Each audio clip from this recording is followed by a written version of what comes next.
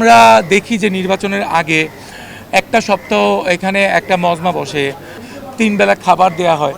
এরপরে 2 বছর যদি তারা এতটাই আন্তরিক হয়ে যায়, সেই ক্ষেত্রে এই 2টা বছর কেন তারা এই নোংরখানাটা খুলে রাখে না? এমন মানুষও ভোটে দাঁড়ায় যারা তাদের মেইন ইনকাম হচ্ছে ইউটিউব দিয়ে, যাদের ইনকাম হচ্ছে আলোচনায় থাকতে হবে, চিৎকার চেঁচামেচি করতে হবে, নাচ গান করতে হবে। বাট বাংলার মানুষজন হাসে। খুব সিম্পল একটা কোশ্চেন, খুব সিম্পল একটা অ্যান্সার বললে হয়তো বা সবার কাছে আমি হয়তো বা খারাপ মানুষ হয়ে যাব। তবু আসলে বলতে হয় যে যারা আসলে নির্বাচনে অ্যাট টাইমস থাকে বা যারা করে, প্রত্যেকটা মানুষই আসলে তাদের পার্সোনাল বেনিফিটসের জন্য নিজেদেরকে ক্রিয়েট করে। এবং স্যান্ডেলিনা সো রূপচর্চায় আভিজাত্য। কিছু গুটি কয়েক শিল্পী, মানে ভালো একটা শিল্পী গোষ্ঠী যারা আসলে যাদের অসহায়ত্বের সুযোগ নিয়ে আমরা আসলে এই সময়টায় তাদের থেকে ভোটটা নিই। এবং এরপরে যেটা হয় সেটা হচ্ছে যে আমরা বিগততে যা দেখে এসেছি যে তারা তাদের নিজস্ব পার্সোনাল বেনিফিটস দিয়ে তাদেরকে উজ্জীবিত করে, এবং যারা শিল্পীরা আছে তাদেরকে আসলে উজ্জীবিত করে না, তাদেরকে আসলে ওয়েট করে পরের বছর আবার তাদেরকে সেমভাবে ট্রিট করে সেমভাবে তাদের থেকে ভোটগুলো নিবে।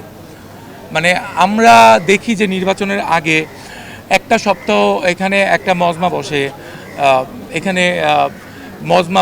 এখানে কনভেন্স দেওয়া হয়, এখানে 3 বেলা খাবার দেওয়া হয়। এই জিনিস আমি তো বললাম, মানে ইটস লাইক পার্সোনাল। ভোটটা যখন নেয়, আপনারাই বলেন। আচ্ছা, ভোটটা যখন নেয় তখন অনেক কিছু করা হয়, বাট এরপরে 2 বছর যদি তারা এতটাই আন্তরিক হয়ে যায়, সেই ক্ষেত্রে এই 2টা বছর কেন তারা এই নোংরখানাটা খুলে রাখে না? এটা আমার প্রশ্ন। মানে কেন বেসিক্যালি তাদের জন্য রেগুলার ওপেন করা থাকে না? আপনারা তো বলেন অসহায় শিল্পীদের জন্য অনেক কিছু করছেন, তাহলে কেন অসহায় শিল্পীদের জন্য স্পেসিফিক কোনো ওয়ে ক্রিয়েট হয় না? আমি যখন করতে চেয়েছিলাম, আমি স্পেসিফিক কিছু ওয়ে ক্রিয়েট করতে চেয়েছিলাম, যেটা আসলে আলটিমেটলি আমার হয়নি। সো বাট প্রত্যেকটা মানুষই তাদের পার্সোনাল বেনিফিটস ক্রিয়েট করে। সো আর এখানে অনেকে আছে যারা শিল্পীই না, তারাও দাঁড়ায়। মানে বেসিক্যালি আমরা ভোট দিতে আসি আমাদের মনের শান্তির জন্য। এই একটা সময় সবার সঙ্গে দেখা হয়, এছাড়া দেখাটা হয় না। সো এর জন্য আসি। বাট এখানে এমন মানুষও ভোটে দাঁড়ায় যারা তাদের মেইন ইনকাম হচ্ছে ইউটিউব দিয়ে, যাদের ইনকাম হচ্ছে আলোচনায় থাকতে হবে, চিৎকার চেঁচামেচি করতে হবে, নাচ গান করতে হবে। বাট বাংলার মানুষজন হাসে, মানে শিল্পীদের নিয়ে তাদের হাসে, কিন্তু তারা নিজেরাও জানে না যে বেসিক্যালি তারা নিজেরাও হাসির পাত্র হয়ে যায়।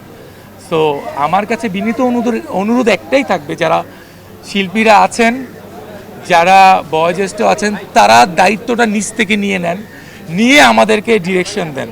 তাহলে হয়তোবা এই জায়গাটাতে একটা ভালো কিছু সুন্দর কিছু আমরা দেখতে পাবো।